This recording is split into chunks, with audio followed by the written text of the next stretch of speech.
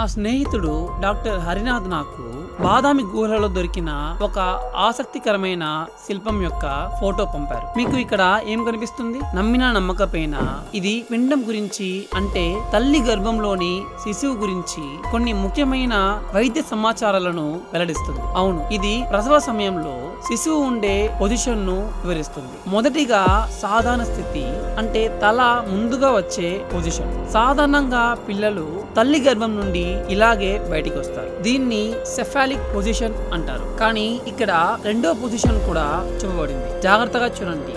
ఇది breach position, అంటే కాళ్ళు ముందుగా బయటకు వచ్చే స్థితి. కొన్ని సందర్భాల్లో పిల్లలు కాళ్ళ వైపు నుండి పుడతారు. సరిగ్గా ఆ ఫీటల్ పొజిషన్ కూడా ఇక్కడ చెక్కబడింది. అయినా ఇవి పిండం యొక్క స్థితులు కావు, కేవలం పెద్ద మనుషుల బొమ్మలేమో అని మీకు డౌట్ రావచ్చు. కానీ ఇక్కడ చూడండి, ఇదేంటి? ఇది అంబ్లికల్ కోడ్. అవును, ఇది ఒక బొడ్డు తాడు. ఇది అంబ్లికల్ కోడ్. అవును, పిండానికి అత్తుకొని ఉన్న బొడ్డు తాడును కూడా ఇక్కడ చూపించారు. ఈ శిల్పం క్రీస్తు శకం 7వ శతాబ్దానికి చెందినదని ఆర్కియాలజిస్టులు ధృవీకరించారు. అంటే ప్రాచీన భారతీయులు దీనిని 1400 ఏళ్ల క్రితమే చెక్కారు. డాక్టర్ హరినాథ్ ఒక మెడికల్ డాక్టర్ కాబట్టి దీనిని ఇంత స్పష్టంగా డీకోడ్ చేయగలిగారు. అందుకే నేను నిపుణులను, డాక్టర్లను, ఇంజనీర్లను మరియు సైంటిస్టులను ఒకటే కోరుతున్నాను: దయచేసి ప్రాచీన భారతీయ దేవాలయాలను విజిట్ చేయండి. మన ఆలయాల్లో ఎంతో శాస్త్రీయ సమాచారం దాగి ఉంది. మనం ఈ ప్రాచీన ప్రదేశాలను